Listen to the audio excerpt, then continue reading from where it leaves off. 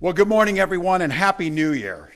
Like many Minnesotans, I have to tell you, I was glad to turn the page on 2025. It was an extraordinarily difficult year for our state, and it ended on a particularly sour note. For the last several years, an organized group of criminals have sought to take advantage of this state's generosity. And even as we make progress in the fight against the fraudsters, we now see an organized group of political actors seeking to take advantage of a crisis. I don't want to mince words here. Donald Trump and his allies in Washington and in St. Paul and online want to make our state a colder, meaner place. They want to poison our people against each other by attacking our neighbors.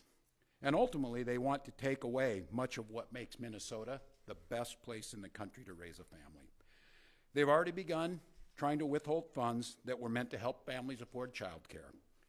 And they have no intention of stopping there. Make no mistake. We should be concerned about fraud in our state government. We cannot effectively deliver programs and services if we can't earn the public's trust. That's why over the past few years, we've made systemic changes in the way we do business. We've gone to the legislature time and time again to get more tools to combat fraud. We've hired people we fired people who weren't doing their jobs. We've seen people go to jail for stealing from our state. We've cut off whole streams of funding in partnership with the federal government, where we saw widespread criminal activity. We've put new locks on the doors of our remaining programs, and we've hired a new head of program integrity to make sure that those locks can't be broken. All across this state, Minnesotans are hard at work on this problem. Advocates, administrators, investigators are on the front lines defending the integrity of our state's programs, and I want to give a very heartfelt thank you to all of them. There is more to do. A single taxpayer dollar wasted on fraud should be intolerable. And while there's a role to play for everyone, from the legislature to prosecutors to insurance companies to local and county government, the buck does stop with me. My administration has been taking fast, decisive action to solve this crisis. We'll win the fight against the fraudsters. But the political gamesmanship we're seeing from Republicans is only making that fight harder. We've got Republicans here in the state legislature playing hide and seek with potential whistleblowers.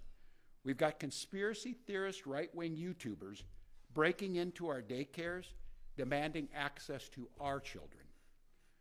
We've got the President of the United States demonizing our Somali neighbors and wrongfully confiscating funds that Minnesotans rely on. It's disgusting and it's dangerous. Republicans are playing politics with the future of this state. It's shameful, and I've said it before, and I will continue to say it. We welcome ideas from anyone, in any party, from any walk of life, who wants to help us continue to stay ahead of these criminals. And we welcome the involvement of the federal government. I am grateful to the career professionals at the U.S. Attorney's Office and the FBI who have been helping us fight this fight for years. But I cannot abide the actions of the political leadership in Washington. These opportunists are willing to hurt our people to score cheap points. They and their allies have no intention of helping us solve this problem, and every intention of trying to profit off of it. Which brings me to this.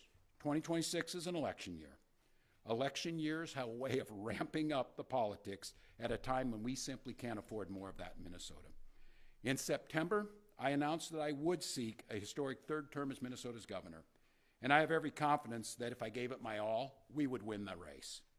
But as I reflect on this moment with my family and my team over the holidays, I came to the conclusion that I can't give a political campaign my all. Every minute that I spend defending my own political interest would be a minute I can't spend defending the people of Minnesota against the criminals who prey on our generosity and the cynics who want to prey on our differences. So I've decided to step out of this race, and I'll let others worry about the election while I focus on the work that's in front of me for the next year. I'm passing on this race with zero sadness and zero regret. I did not run for this job to have the job. I ran for the job to do the job. Minnesota faces enormous challenges this year, and I refuse to spend a single minute doing anything other than rising to meet this moment. Minnesota has always come first and always will. That's what I believe servant leadership demands of me. As an optimist, I'll hold out some hope, that my friends on the other side of the aisle will consider what servant leadership demands of them in the moment. We can work together to combat against the criminals. We can work together to rebuild the public's trust and make our state stronger. But make no mistake about it, if Republicans continue down the path of abusing power, smearing entire communities, and running their own fraudulent game at the expense of Minnesotans, I will fight back with everything that I have. I am absolutely confident a Democratic and a DFLer will hold this seat come November. I'm confident that I'll find ways to contribute to the state that I love long after next January.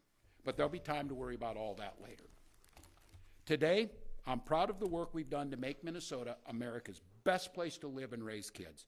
From our new paid leave policy to our child tax credit to our school lunch programs feeding every single child. And I'm doubly proud of the incredible team we put together to make this vision a reality. I want to take a moment to thank every member of my staff, to every single state employee who has been part of this fight. Now more than ever, I need you on the job. I need you to help work together to tackle the important work in front of us. And most of all, I want Minnesotans to know how grateful I am for the opportunity to serve this state, for the privilege that I have been given to serve in this office. I'm on the job. I'm focused on making sure that we stay America's best place to live and raise kids. No one will take that away from us. I'm proud of the way we treat our neighbors. I'm proud of the way that we welcome people to this state. I'm proud of the way that we innovate. And I'm proud of the way that we are optimists for the future. No one's taking this away from us. Not the fraudsters, certainly not this president, not on my watch. Tomorrow, I'll be back with you. I'll give you an update on America's best paid family medical leave program that is now a week into it. And at that time, I'll take all your questions. Thank you all.